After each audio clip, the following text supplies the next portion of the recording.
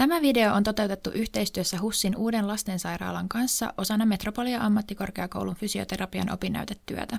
Video käsittelee lastenreumaa sairastavien liikkumista sekä liikunnan merkitystä lapsen hyvinvoinnissa. Videon on tarkoitus toimia oppaana huoltajille lastenreumaa sairastavien fyysisen toimintakyvyn tukemiseen. Yleiset lasten liikuntasuositukset pätevät myös lastenreumaa sairastaville. Alle kouluikäisille lapsille suositellaan päivittäistä liikkumista yhteensä 3 tunnin ajan. Siitä tunti tulisi olla vauhdikasta liikkumista, kuten uintia, juoksemista, hippaleikkejä ja hyppimistä. Loput 2 tuntia lapsen tulisi harrastaa reipasta ulkoilua ja kevyttä liikuntaa, joihin kuuluu esimerkiksi polkupyöräily, reipaskävely ja erilaiset pallopelit. Aktiivisen liikkumisen lisäksi lapsen päiviin kuuluu rauhallinen touhuaminen, kuten leluilla leikkiminen ja piirtäminen. Lapsi tarvitsee myös riittävästi lepoa, rentoutumista ja unta päivittäisen liikkumisen lisäksi. Leikki-iässä lapset opettelevat jatkuvasti ikätasonsa mukaisia liikkumisen taitoja eli motorisia taitoja. Motorisiin perustaitoihin kuuluvat liikkumistaidot, tasapainotaidot sekä käsittelytaidot. Motoriset taidot voidaan jakaa myös karkea- ja hienomotorisiin taitoihin. Karkeamotoriikalla tarkoitetaan isojen lihasryhmien tuottamia liikkeitä, joita tapahtuu esimerkiksi juostessa tai hyppiessä. Hienomotoriikalla tarkoitetaan taas kehon pienten lihasryhmien hallintaa ja toimintaa, jota tarvitaan esimerkiksi piirtämisessä ja ruokailuvälineiden käytössä. Leikki-ikäisen lapsen ikätasoiseen liikkumiseen kuuluu esimerkiksi juokseminen, hyppiminen, kiipeily, polkupyörällä ajaminen, uiminen, askartelu ja piirtäminen.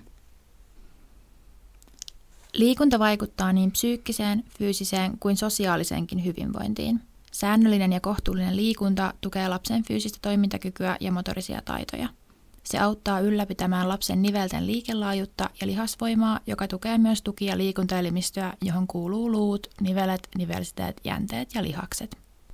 Liikunnalla on todettu positiivisia vaikutuksia lapsen ajattelutaitoihin, joihin kuuluu esimerkiksi vireystila, tarkkaavaisuus ja keskittymiskyky. Näin liikunnan avulla tuetaan myös muun muassa lapsen oppimista. Lisäksi liikunnan avulla voidaan vähentää kipuja, lieventää oireita sekä parantaa mielialaa. Tämä mahdollistaa myös lapsen osallistumisen leikkeihin ja peleihin muiden lasten kanssa ja siten tukee lapsen sosiaalisuutta ja yhteenkuuluvuuden tunnetta.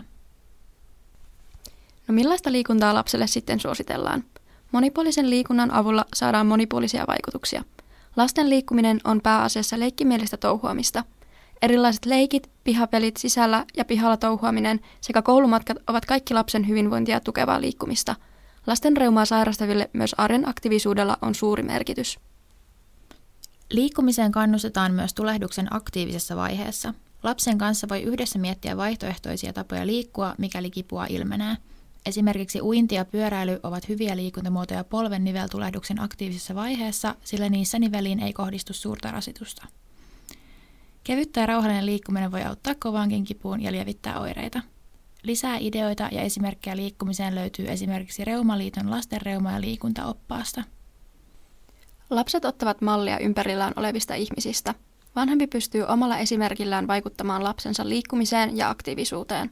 Olemalla kiinnostunut lapsensa harrastuksista, osallistumalla leikkeihin ja ottamalla lapsi mukaan arjen askareisiin, kannustaa vanhempi lastaan aktiiviseen elämäntyyliin, joka parhaillaan kantaa läpi elämän.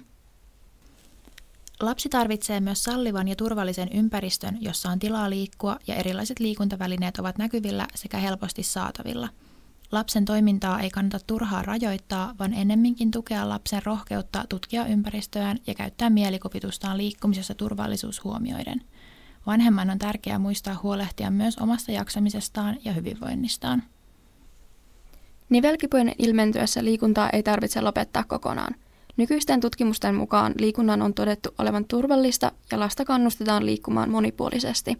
Paikallishoidon jälkeen tehokkaimman hoitotuloksen saamiseksi suositellaan hoidetun nivelen käytön vähentämistä hoitopäivän iltaan saakka.